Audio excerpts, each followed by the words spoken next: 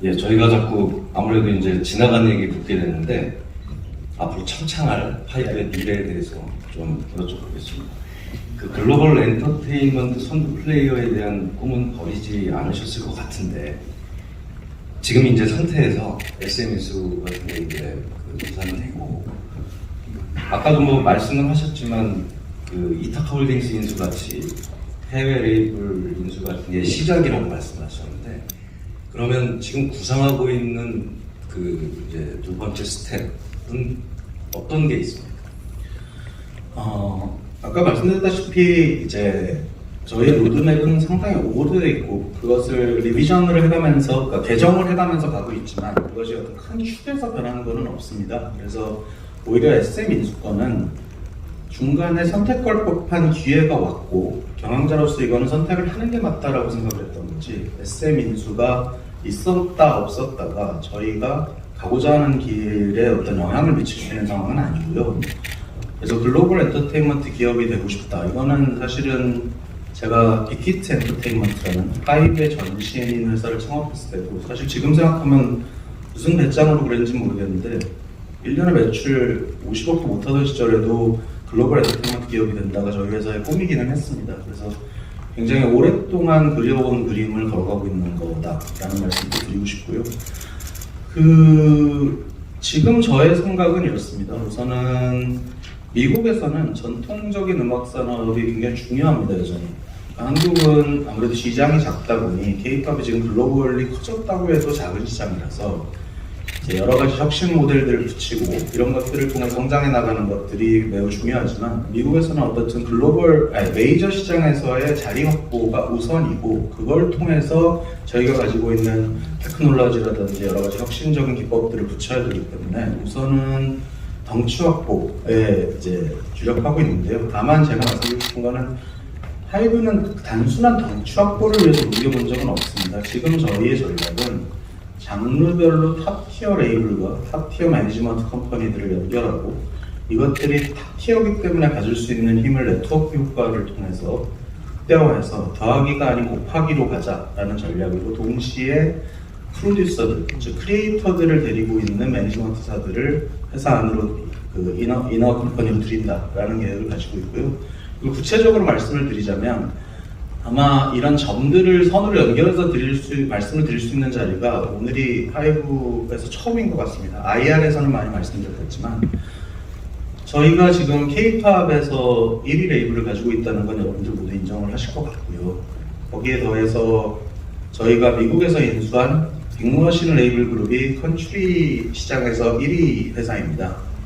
그리고 저스틴 비버, 아리아나 그란데, 키드 라로이를 매니지먼트하는 SB라는 회사를 가지고 있는데 역시 그들이 팝 시장의 1등 아티스트라는 것은 부인할 수 없는 사실이고요. 그리고 이번에 인수한 QC 홀딩스가 힙합 음악계에서는 가장 미래적이고 동시에 가장 존경받고 가장 커다란 레이블 중에 하나입니다. 이렇게 말씀드리면 벌써 4개 이상의 장르를 그 탑티어 레이블과 매니지먼트사를 가지고 있다는 것을 아실 수 있을 거고요. 이런 식으로 저희의 레이블 인수를 확장하고 지금은 라틴 시장에서 탑티어 레이블들을 보고 있습니다. 그래서 그들 중에 저희와 철학이 맞고 미래에 대한 혁신에 관심이 있는 분들 그리고 저희가 가지고 있는 인프라에 도움을 요청하는 회사들을 인수할 계획을 가지고 있고요. 동시에 지금 미국에서 가장 이걸 한국말로 어떻게 말해야 될지 모르겠는데 핫한 그 프로듀서들을 데리고 있는 매니지먼트사를 한 2개 정도 저희가 보고 있습니다. 그래서 이런 것들을 통해서 일단 미국 음악 시장 안에서 아까도 말씀드렸듯이 더하기가 아닌 곱하기의 효과를 발휘해서 덩치를 떠나서 무시할 수 없는 존재가 되는 것이 일단 저희의 첫 번째 목표이고 이 하단에는 또 여러 가지 이 모아놓은 레이블들을 더 효과적으로 활용하기 위한 그 지렛대가 될 수 있는 다양한 인수 계획들이 있는데 이 부분부터는 역시 아까 얘기한 그 법적인 얘기들 때문에 제가 꺼낼 수 없는 걸로 알고 있어서 그냥 생각하시는 것 이상으로 굉장히 많은 기업들의 인수나 투자 발표가 올해 안에 있을 것 같고요. 그것들을 통해서 사실 미국에서 이제 존재감 있는 회사로 커나갈 계획을 가지고 있습니다. 네, 오래 기다리신 우리 최 교수님께서 질문해 주시죠. 네, 안녕하세요. 유아여자대학교에 있는 최지영입니다. 이제 SM 인수 관련 얘기는 잠시 이제 좀 멈춰두고 화제를 조금 바꿔보겠습니다. 기조연설에서 의장님께서는 K-팝의 성장세가 둔화하고 있다고 우려하셨습니다. 그래서 K-팝은 지금 위기인가에 대해서 조금 더 솔직하게 의장님께 말씀 듣고 싶습니다. 그리고 연관해서 하나 더 질문 드릴 텐데요. 그래서 의장님도 기조연설에서 K-팝이 K라는 글자가 지닌 힘을 굉장히 증폭시키고 있다라고 자랑스러워하셨습니다. 그런데 뭐 특히 학계에서는 이제 K-팝이 국제적인 인기를 얻을수록 한국적인 정체성이 좀 흐려지고 있다라고 우려하는 목소리도 있습니다. 그래서 이 K가 가지는 의미는 무엇인가에 대해서 또 의장님께 직접 듣고 싶습니다. 네. K-팝 위기에 대해서 우선 말씀을 드리자면 지표 둔화는 그냥 명확합니다. 숫자는 숫자이기 때문에 숫자가 거짓말을 할 방법은 없고요. 이 지표 중에 올라가고 있는 분야는 두 개밖에 없어요. 중국이 한한령에도 불구하고 소비자의 힘으로 새로운 루트를 뚫어서 소비를 늘려가고 있다랑 개인당 소비량이 늘어나고 있다. 인당 소비량이. 나머지 지표는 내려갈 건가 이런 정도가 아닙니다. 명확하게 줄고 있고, 그래서 이 부분을 위기라고 보지 않으면 기업가는 기업을 하면 안 된다고 생각합니다. 그러니까 기업가가 아닌 평론가나 철학가는 다양한 방식으로 볼 방법이 있지만 기업가는 위기에 미리 대비하고 미래를 만들어 나가야 되기 때문에 지금 정도의 그래프면은 이거는 위기라고 봐야 됩니다. 굉장히 둔화되고 있고요. 심지어 아까도 말씀드렸다지만 동남아 일부 국가에서는 명확한 역성장이 보입니다. 한 지표가 아닌 다양한 지표들이 다 역성장을 보이고 있어서 이 부분들에 대해서는 분명하게 위기로 받아들여야 됩니다. 제가 생각하는 첫 번째 이유는 BTS의 부재입니다, 사실. 제가 작년에도 굉장히 많이 말씀을 드렸는데 BTS라는 IP가 있어서 생기는 낙수 효과가 사실 국내에서 하는 것과는 굉장히 달라요. 그래서 사실 침투도나 인지도 조사를 해봐도 K-팝보다 BTS가 훨씬 외연이 넓고 사실 BTS를 뺐을 때 굉장히 시장이 좁아지는 것도 사실이고요. 그래서 지금 BTS가 팀으로서 활동하지 않는 것이 이 숫자의 변화를 끌어내는데 가장 큰 역할이라는 거는 저는 굉장히 명확하다고 생각을 하는데 제가 오히려 위기를 느끼는 건 그럼 BTS가 내일이라도 복귀하면 돌아와? 라고 했을 때 저는 그렇게 보이진 않아요. 이게 일시적 현상 같이 보이지 않고 오히려 경향성은 시작됐고 BTS의 존재 여부와 상관없이 우리가 뭔가 방법을 찾아야 된다라고 생각하는 게 제 생각이에요.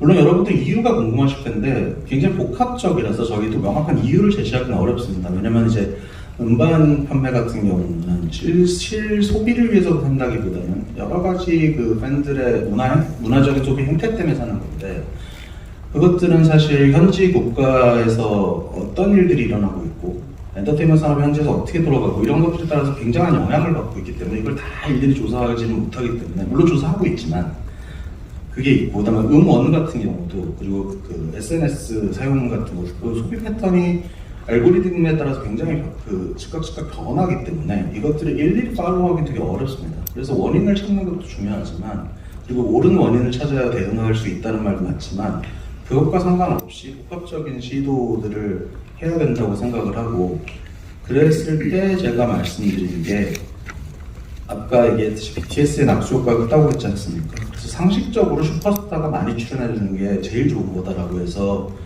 건강한 기업 경영을 통해서 그리고 그 안에서 크리에이터가 잘 놀 수 있는 환경을 만들어줌으로써 슈퍼스타가 지속적으로 출연할 수 있게 돼야 된다. 그러려면 결국 노하우는 나누고 리스크는 분산하고 규모를 만드는 형태가 될 수밖에 없지 않느냐. 그래서 그 안에서 건강하게 가야 된다라는 말씀을 드린 거고요. 두 번째로는 그렇게 슈퍼스타가 나와도 이 업이라는 게 다다익선이라서 어떻든 존재감을 드러낼 수 있는 프로모션이라든지 여러 가지 마케팅이라든지 하는 것들이 필요하고 이러려면 규모의 경제가 필요하다라는 관점에서 말씀드린 거고요. 마지막으로는 BTS의 낙수 효과라는 게 결국은 K-팝의 접점이 어떤 사람들이 BTS를 통해 K-팝의 접점이 생기는 것처럼 지금은 저희가 물론 팬덤 플랫폼을 갖고 있으니까 저희 얘기를 할 수밖에 없는데 이 팬덤 플랫폼을 통해서 많은 해외 아티스트들이 입점시키고 그들의 팬들이 이 안에서 선순환되면서 잠재 팬덤을 늘려가는 방식. 그래서 이것들이 지금 저희가 원인과 상관없이 무조건 효과가 있고 당장 우리가 움직였을 때 해낼 수 있는 일들이라서 오늘 세 가지 제안을 드린 겁니다. 그 다음에 정체성 얘기를 하셨는데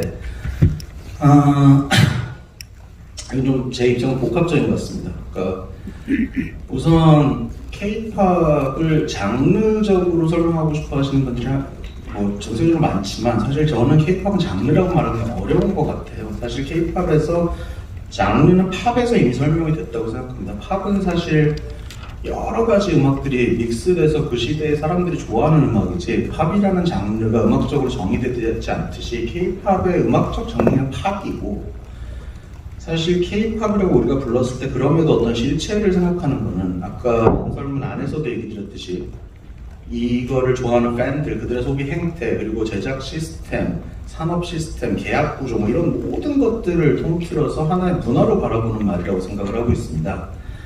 그런데 이제 해외에 나가서 포커스그룹 인터뷰 같은 것들을 해보고 다양한 여론조사를 해보면 여전히 K-팝이 뭐라고 생각하세요? 그러면은 한국이라고 대답을 해요. 우리 생각과는 되게 다르게. 그래서 반대로 얘기하면 정체성이 아주 이렇게 특별하게 없고 그냥 한국이라는 생각을 하기 때문에 사실 우리는 굉장히 해외 아티스트들로 이루어진 K-팝 밴드도 요즘은 나오고 있는데 그것들이 어떤 특정한 정체성을 이루지 않을까? 그리고 오히려 반대로 또 어떤 우려하시는 분들은 K라는 정체성이 줄어드는 거 아닌가 하는데 저는 지금 그래 보이진 않고 여기서 말씀드리는 건 이제 기업가로서 말씀드리는 거니까 사회를 바라보시는 다른 분들하고 좀 다를 수 있는데 저는 K라는 단어가 희석되어야 된다고 생각하는 쪽에 있습니다. 우리가 조금씩 더 많은 해외 그 장르 레이블들과의 협업 그리고 더 나아가서는 완전히 외국인 멤버로 구성되어 있고 그것이 K-팝 회사에서 나왔다라는 말이 알려지지 않을 정도에까지 경계까지 가서 K가 한국이 아니라 K-팝이 하나의 특정한 시스템이자 정의될 수 있는 것이다 라고까지 확장될 때 지금 우리가 얘기한 위기를 해소하는 게 훨씬 도움이 되지 K의 정체성을 고수해 나가는 방식은 사실 저는 이 정체성, 성장 둔화라든지 위기 상황을 해소하는 데 전혀 도움이 되지 않는다라는 게 기본적인 제 생각이고 오히려 그렇게 됐을 때 K라는 글자를 통한 한국의 문화 수출이라든지 다양한 그 경제적 성장도 더 견인할 수 있다라고 생각을 하고 있습니다.